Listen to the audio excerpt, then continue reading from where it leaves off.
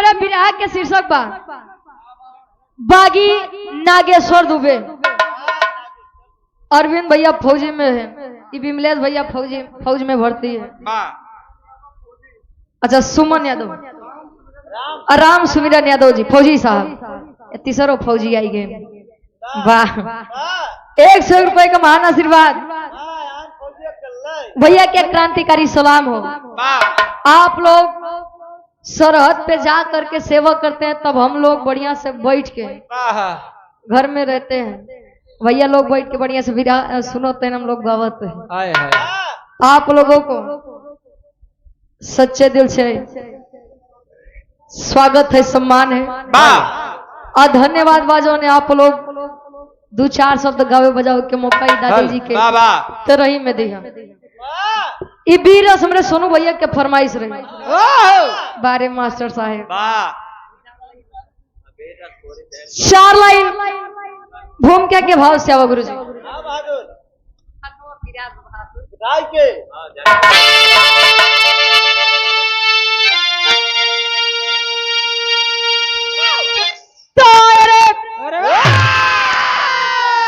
जंग मैदान में रंग लाती जवानी, दांव पर लगती गौरव गरिमा की असमत। जान जाए भले आन जाएगी कैसे, खाक में रोड होगी अब बैरी की हिम्मत। मूल चट्टान का हिलता है खौफ खा, मोम बनकर पिघल कर देते सहज। मान से लेखनी झुक नमन कर रही, सुखता सिंधु लहरे वतन से सहेज।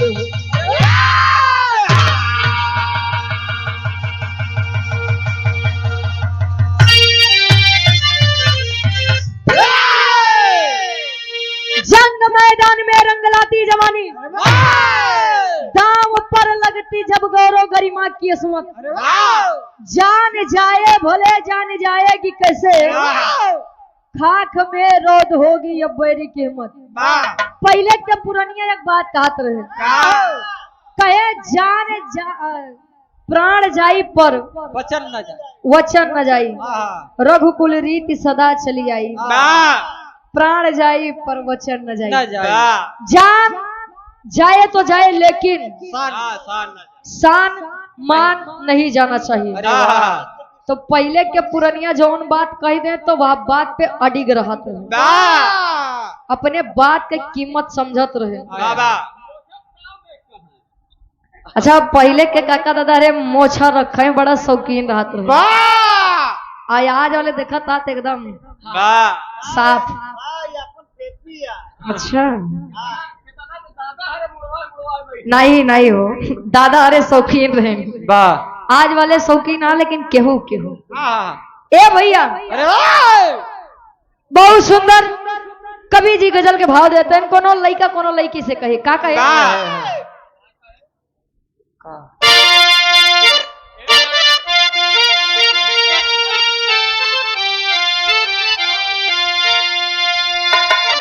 अरे मैं नाजे हूँ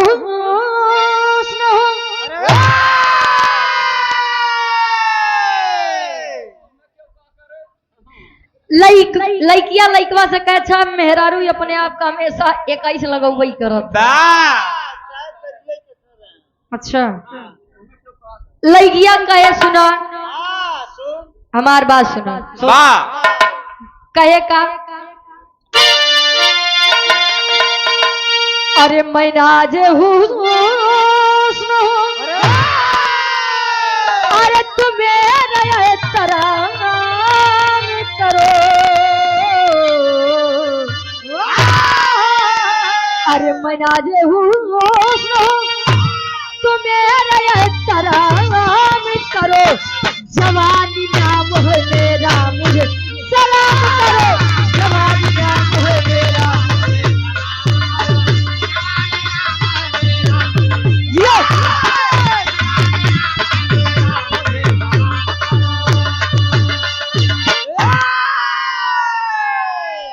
मैं नाज़े हुस्न हूँ, तुम मेरा एहतराम करो, जवानी नाम है मेरा, मुझे सलाम करो। तब ले लइको कहे ए मोर सुन बात सुनो मार। लइको लइकिया से कहे का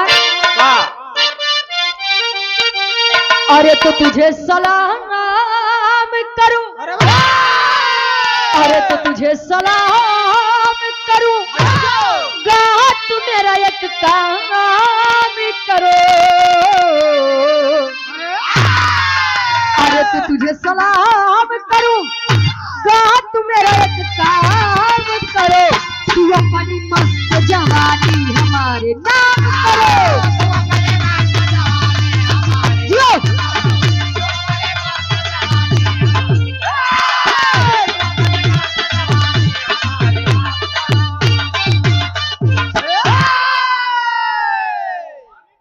लेकिन कबीर जी भाव में समझावत हैं जो वीर होते हैं।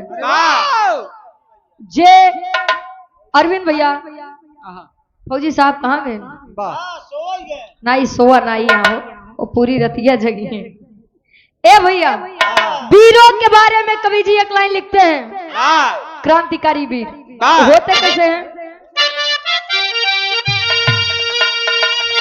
और यहाँ पे सोनू भैया मास्टर साहब, अरविंद यादव फौजी साहब भैया जी के द्वारा पुनः 100 रुपए का महान आशीर्वाद, चरणों में कोट कोट नमन है आशीर्वाद के चाह रहे। कभी जी लिखा था इनका अरे तो लहू की धारी पे,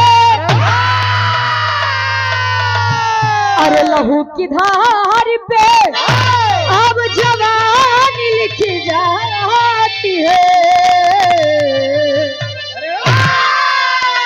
अरे लहू की धार पे अब जवानी लिखी जाती है। आन पर जान दे कहानी लिखी जाती है। आन पर जान दे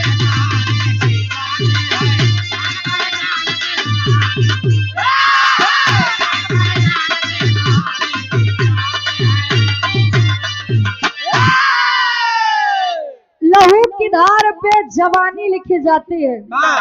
आन पर जान दे कहानी लिखी जाती है।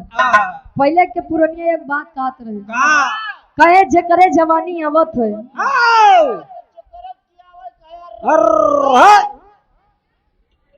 पहले के लोग कहाँ तो काहे बदे काहे बदे कि पहले के लोग, पहले के काका दादा लोग अपन जवानी पहलवानी में खर्चा करें, अखाड़े लड़े जाते रहे, सरहद पे चला जाते रहे, हाँ करत रहे। लेकिन ये आज के लड़का अच्छा 8 बजे सोई को उठाता। आज वाले जवानी कब आवत बा, चली कब जाती है, कुछ समझे ही नहीं आवत बा। 8 साल 10 साल करेंगे तबेले 12 पाकी जाते हैं। वाह भैया हमरे बिरहा के कहानी के शुरुआत यही से हुआ। कैसे गुरुजी? कबीर जी लिखते हैं जौहरी छंद से।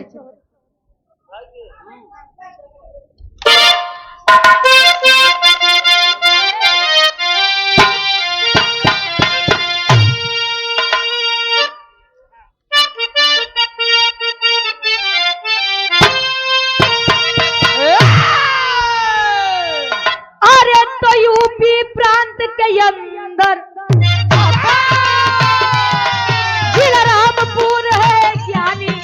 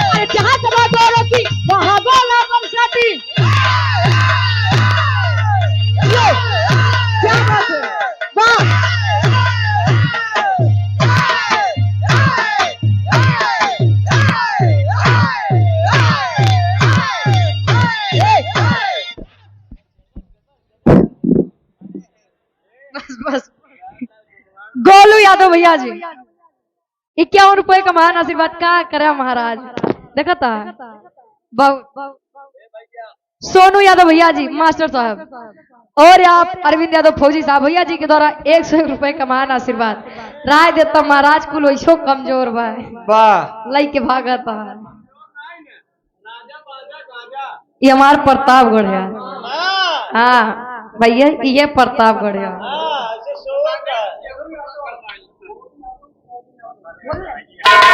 भोलू यादव भैया जी अच्छा उर्फ बॉबिन यादव बार 51 रुपए का महान आशीर्वाद प्रतापगढ़ में आया भैया हाँ कहानी क्या तनी समझ लिया एक ऐसा वीर इस भारत भूमि में कहा जाता है हमारी भारत धरती पर ना जाने कितने अनेक ऐसे सपूत पैदा हुए जो जान देना तय कर ले जाते हैं लेकिन मान के सम्मान कोई खिलवाड़ नहीं करते ये भारत देश आजाद होने से पहले 1857 की क्रांतिकारी बेला है और इतिहास गवाह है कि जब जब जुल्म बढ़ता है तब तब क्रांति होती है बिरहा के तनी समझिया आप लोग बुद्धिजीवी लोग बैठा है 1857 में भारत देश जब गुलाम बा अंग्रेजों का शासन है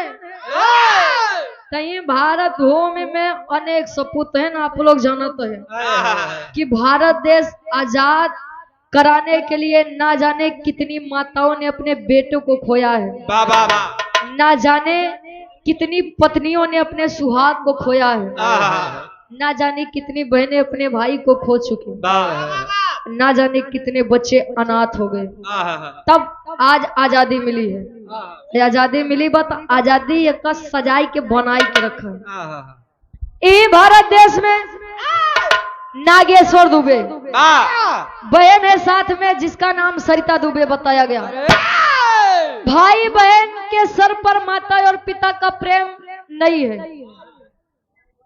बारे फौजी भैया विमलेश फौजी भैया जी की आप बहन है पारुल यादव जी धर्म की हमारी भी बड़ी बहन है आपके द्वारा 51 रुपए का महान आशीर्वाद भारत देश में दोनों भाई बहन अंग्रेजों का नामो निशान उस क्षेत्र से मिटाना चाहते थे भाई सोचा मैं अपनी आ जवानी अपने भारत देश के लिए कुर्बान कर दूंगा ऐसे ही इसे व्यर्थ नहीं करूंगा सोचत बा एक लाइन गीत लगत बा कैसे गुरुजी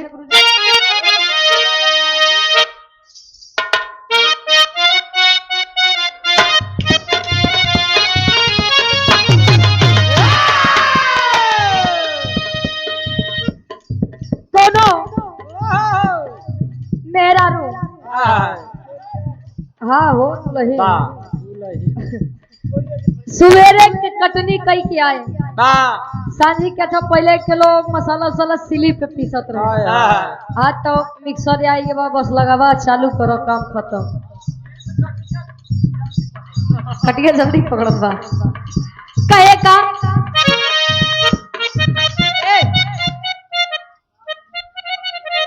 रामचंद्र भैया जी टेंट मालिक है टेंट लगा बता भैया ऐसे लगावत रहा रेडीमेड घर बा आज यहाँ तो कल हुआ माई भगवती काम में दिन रात चौगना रख के दे 100 रुपए का महान आशीर्वाद लैया बतावे का तगोरिया दिन भर कई के कटिया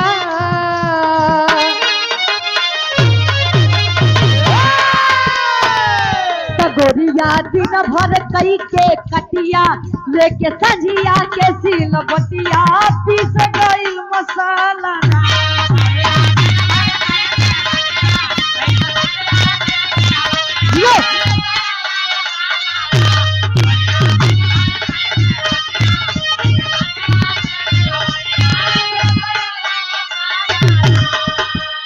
लेकिन तो भारत माता के हो ललनवा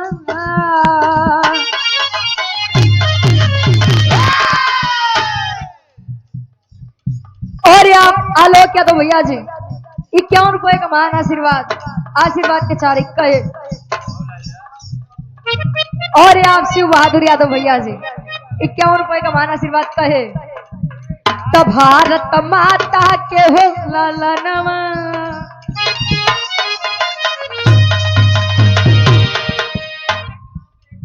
क्या करे मास्टर के नाम से ₹1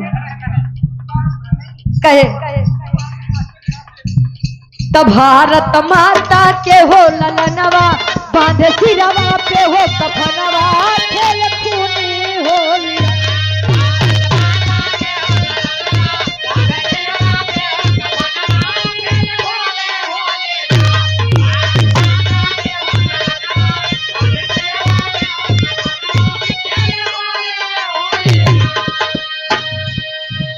और आप सोनू भैया, मास्टर साहेब और आप अरविंद यादव फौजी साहब भैया जी के द्वारा ₹100 का महान आशीर्वाद कहे।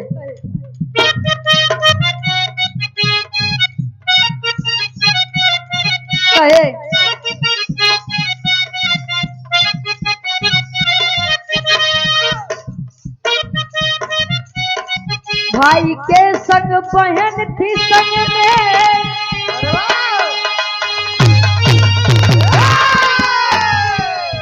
मुदई को मार गिरावे,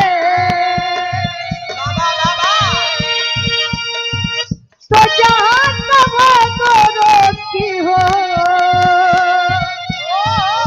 वहां गोला बरसावे। खोजे गोरे बेही मनवा, खोजे गोरे बेही मनवा, पावे इन करनाही ठिकनवा, खेल खूनी होलिया।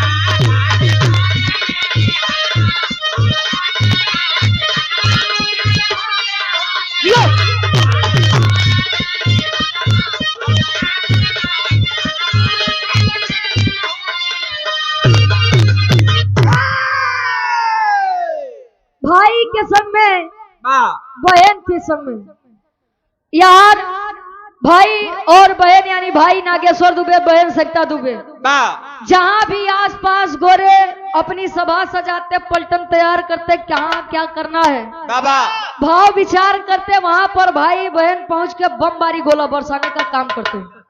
धीरे धीरे समय बीतत बा, आज आसपास के क्षेत्र से अंग्रेज धीरे धीरे गायब होते हैं।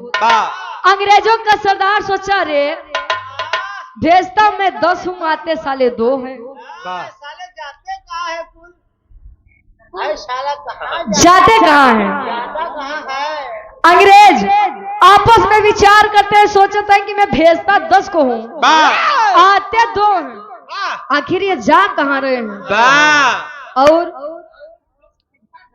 अरे बस करा, अंग्रेज छोड़ गए इनको, अंग्रेज चले गए, इनको छोड़ गए, तो ले जाई के रहा। ए भैया धीरे धीरे समय बीतत बा, लेकिन कहा जाता है हर एक काम का अंत होता है। चाहे वह सही करिए चाहे गलत, लेकिन अंत तो है। धीरे धीरे समय बीतत बा, होत का गुरुजी तेरी के भाव में कवि जी लिखत है।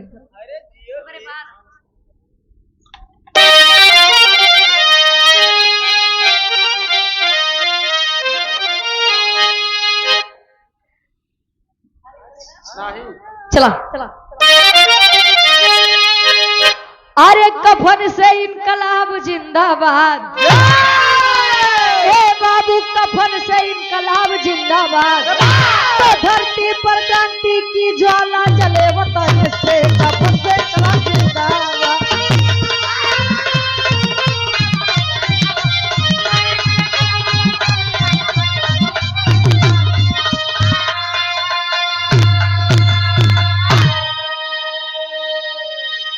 कफन से इनकलाब जिंदाबाद, धरती पर क्रांति की ज्वाला जले वतन से। इतिहास गवाह है, इतिहास लिखा उनका जाता है, जो कुछ काम करते हैं, क्रांति करते हैं। इतिहास मूर्खों का नहीं लिखा जाता है। लेकिन धीरे धीरे होत भाई, एक दिन सभा लगी बा, भाई बहन जाई के बमबारी गोला बरसावे के काम करत है। तब ले एक फौजी के नजर एक अंग्रेज के नजर उ भाई बहन के ऊपर पड़त बा। कैसे गुरुजी? एक लाइन गीत लगत बा। अब विनोद कुमार भैया जी झाली कपूरवा से 100 रुपए का महान आशीर्वाद। महेश कुमार भैया जी शेख मोहम्मदपुर से आपके द्वारा इस भाव को समझते हुए 101 रुपए का महान आशीर्वाद।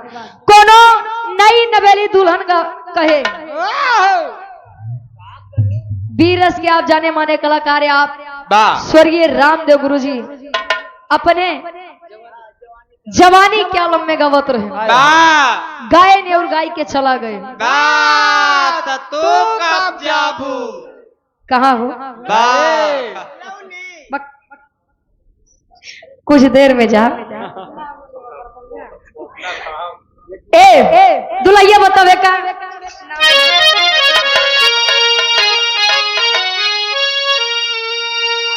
अरे झुलनिया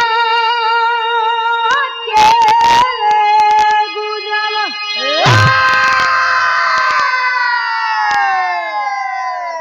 अरे झुलनिया के गुजवा अब टूटल राजा अरे जवनिया से गड़िया छूटल राजा जवनिया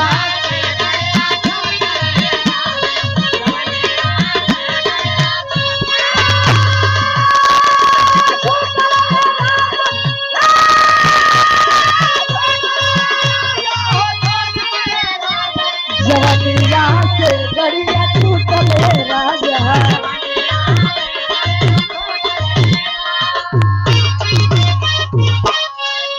लेकिन अरे तुम माता कहे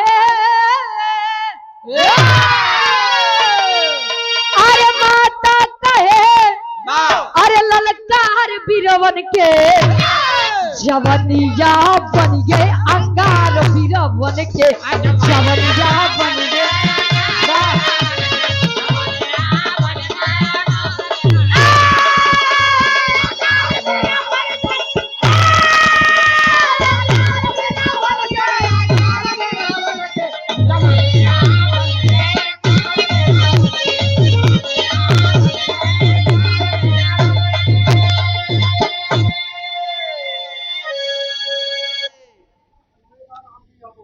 सूबेदार यादव और भी यादव ई भैया जी के द्वारा 51 रुपए का महान आशीर्वाद। कहे माता कहे ललकार बीरवन के जवनिया बन गया अंगार बीरवन के। कहे कि बहिनी के संग में अब नागेश्वर था भाई अरे गोल फेंकत एक दिन गईले धराई।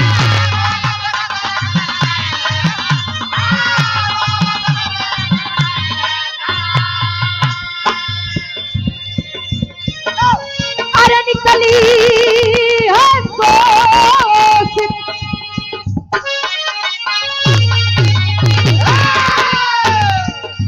अरे निकली है कोशिश की धार बीरवन के जवनिया बन गए अंगार बीरवन के।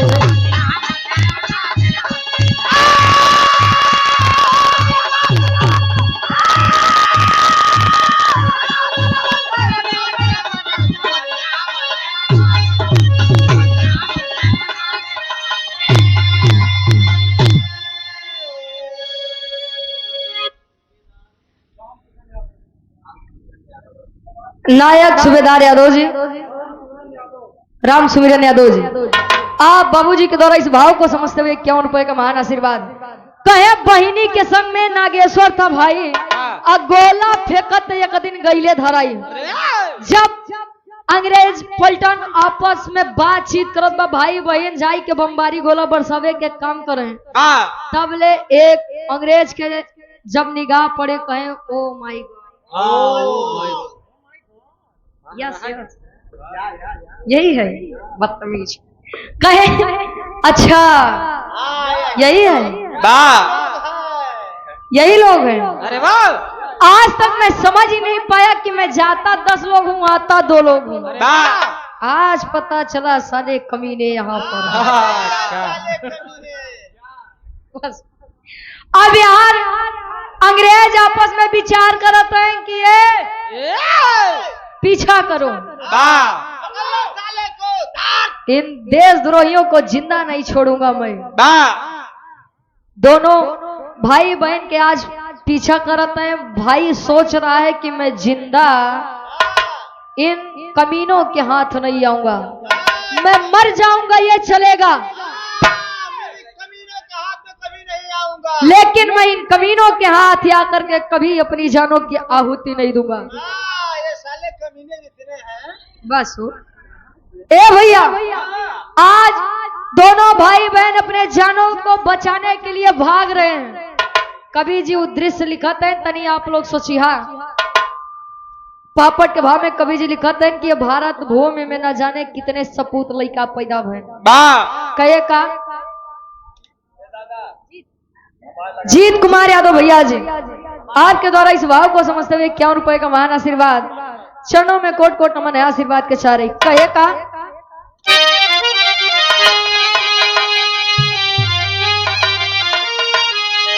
अरे मही गोद में जन्मे वीर नगीना भारत माता के, अरे मही गोद में जन्मे वीर नगीना भारत माता के, आजादी मांगे खून पसीना भारत माता के।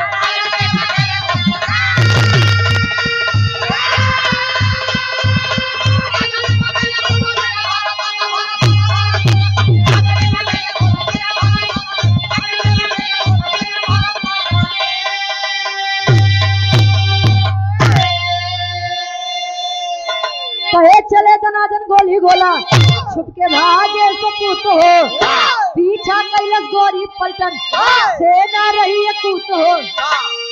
अरे मारन चाहे गोरे नीच कमीना भारत माता के, अरे मारन चाहे गोरे नीच कमीना भारत माता के, आजादी मांगे लिखून पसीना भारत माता के।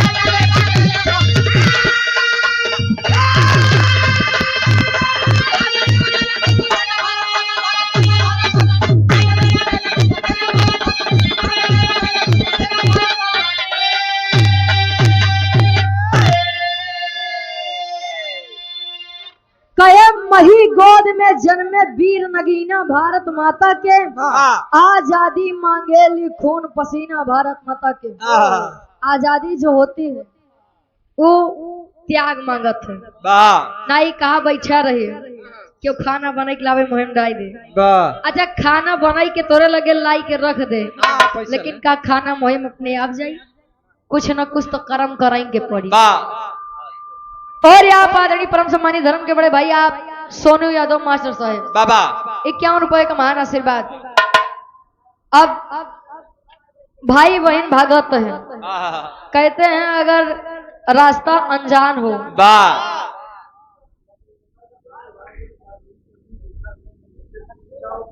अच्छा ठीक, और आप गार्जियन जी परम आदरणीय परम सम्मानित वाह स्वर्गीय आप देवता दीन यादव जी, वाह बाबूजी भी इस देश दुनिया संसार में नहीं है। आहा, आप स्वर्गीय दादी के आप धर्म पति हैं, वाह वाह पति हैं। अच्छा उन्हीं के दिन है, हाँ वाह भैया, उन्हीं के फुलवारी बा, उन्हीं के बगीचा बा, वाह वाह आप लोग वो फुलवारी के फूले हैं। आहा, माई भगवती परिवार पे अपन दया दृष्टि बनाए रहे, परिवार निरंतर खुशियों के पथ पर आगे बढ़ता रहे, माई भगवती भंडार भरे रहे और दादा और दादी जी को स्वर्ग में ऊंचा स्थान मिले, ईश्वर से कामना है। सच्ची श्रद्धांजलि अर्पित करती हूँ। ए भैया का ध्यान दिया, भाई बहन भागत है, कहते हैं अगर रास्ता ये अनजान रात है आहा, तो यार वार हो इनके पड़त है। आहा, ए भैया हारन तार सिटी मारत बा, आधा के भाव में कभी से लिखत है इनका।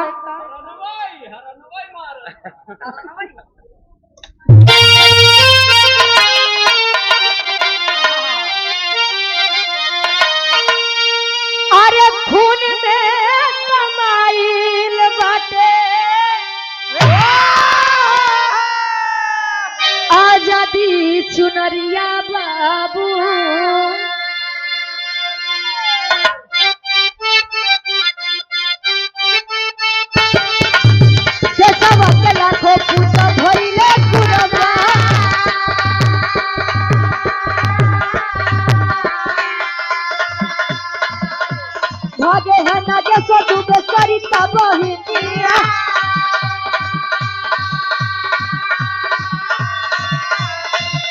अरे रहा न बिरान तू जगहिया या न जान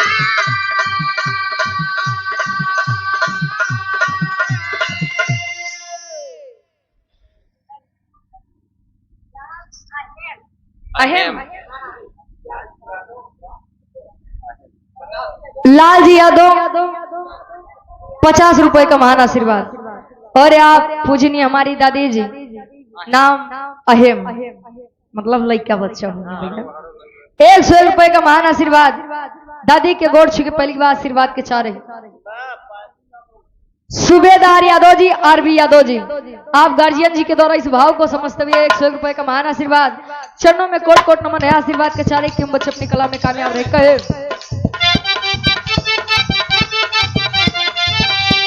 देखे हैं जल से भारी रहल समाना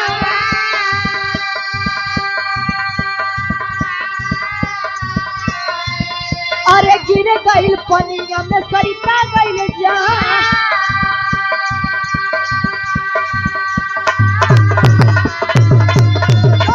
मेरी के नगे सोच के पकड़ बुझिया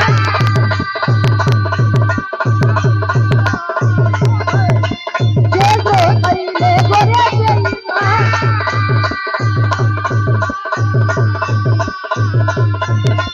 चलो तेरे साल पत्ती का जमाना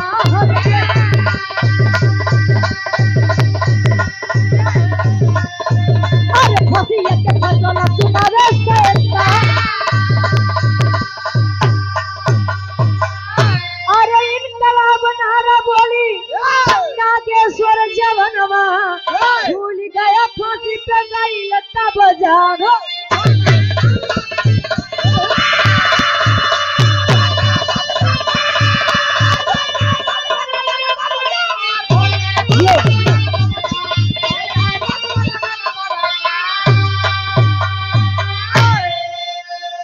और आप आदरणीय गार्जियन जी सूबेदार यादव जी राम सुमिरन यादव जी आप गार्जियन जी के द्वारा इस भाव को समझते हुए 51 रुपए का महान आशीर्वाद।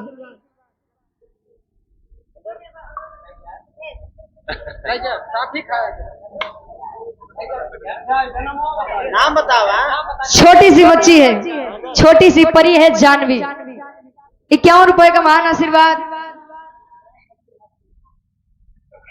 ए भैया अरे परी ये अब पैसा वाह पैसा दे दिमाग में ना धर्म को छू कहे जग में तुलसी दो बड़े एक पैसा एक राम वाह कहा है राम राम से मुक्ति मिले ही पैसे से सब काम लड़कियों जाना थे कि पैसा देख बाद चीजी मिला थे पापा की परी ये भैया पढ़ लिख के अपने जिला जवार के नाम रोशन करा अपने माई बाबू के नाम रोशन करा। हां नहीं जिन देख कब अच्छा हमका काहे न देखा हां बिरयानी गाओ तो श्री कामता प्रसाद यादव जी आप गार्जियन जी के द्वारा 51 रुपए का महान आशीर्वाद। कहानी क्या समझिया कहानी एकदम आखिरी में बा भाई बहन का पीछा जब अंग्रेजों ने किया जगह अनजान जगह में सामने एक भारी जलाशय यानी तालाब था बाबा भाई बहन भाग रहे हैं ध्यान बटाने के लिए भाई अलग रास्ते पे बहन अलग रास्ते पे बहन के पीछे कुछ लोग पड़े और भाई के पीछे कुछ लोग लेकिन जलाशय तालाब में ना जानकारी के कारण गिरने से सरिता की जान चली गई। लेकिन इस तरफ सरिता की जान गई लेकिन इस तरफ भाई नागेश्वर दुबे को अंग्रेजों ने पकड़ करके देशद्रोह का मुकदमा कराया। 1.5 साल तक मुकदमा किया आखिरकार में फांसी की सजा सुना करके उस वीर बागी नागेश्वर दुबे को फांसी के फंदे पर लटका दिए। बिरहा गावे के मतलब बस इतना ही बा फौजी साहब के परिवार बा कुल जना फौजिये में बटे और एक फौजी जानता है समझता है कि फौज पर फौज की नौकरी क्या है। फौज की नौकरी करने के लिए परिवार से न जाने कितने दिनों तक दूरी रहना पड़ता है। भैया हो सत सत नमन है ऐसे वीर सपूतों को। यहाँ पर लोग माता पिता अपनी जन्म देने वाली माँ के लिए तो कुछ कर ही नहीं पा रहे हैं बारे हमारे देश के वीर सपूत वाह। जो अपनी मातृभूमि के लिए अपनी जानों की आहुति दे देते हैं। बाबा विनय कुमार यादव भैया जी इस भाव को समझते हुए 51 रुपए का महान आशीर्वाद। अब आप लोगन जितना लोग बैठा है एक निवेदन बा। कौन निवेदन बा? खड़ी के भाव में कवि जी लिखते हैं।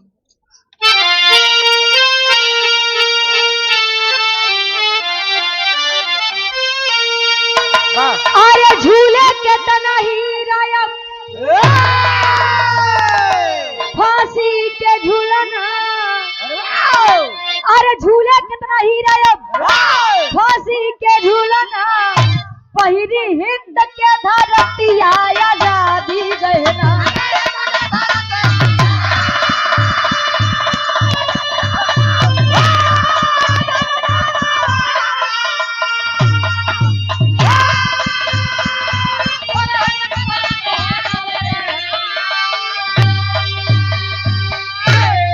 अरे अमर सपूतवन के अमर व कहानी हो, तब मर के दे गई वीर आजादी निशानी हो।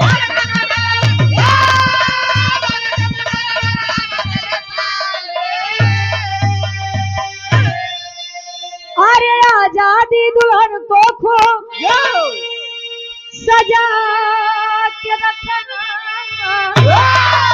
अरे आजादी दुल्हन को खूब सजा के रखना, पहिरी हिंद के धरती आजादी गहना।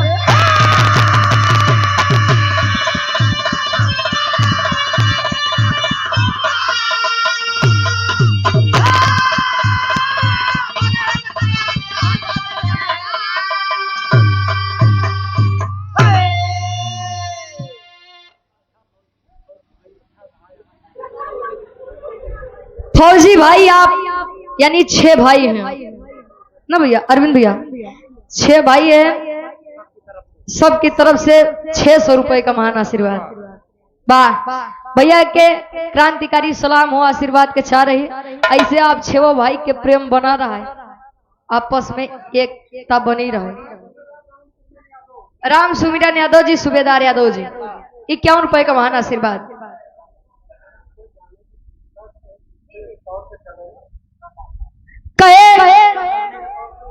अमर सपूतवन के अमर व कहानी, मर के दे गईले वीर आजादी निशानी। आजादी दुल्हन को खूब सजा के रखना, पहिनी हिंद के धरतिया आजादी गहना।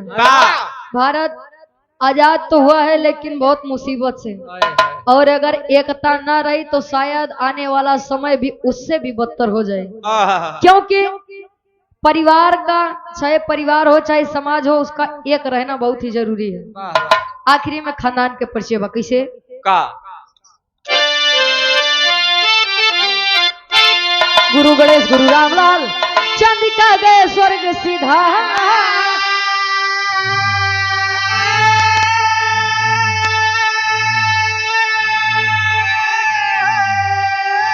अरे कथन करे कभी राधे श्याम सुंदर राम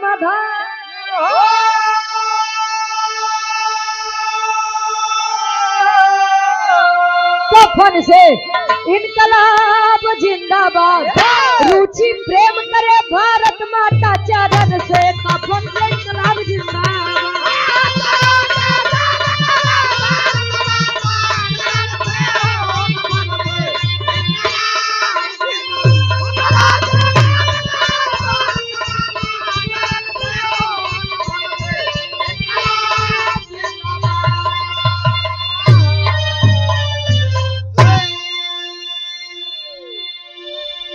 पाँच मिनट ऐसे आप लोग बैठा रहा, फिर से कार्यक्रम हो।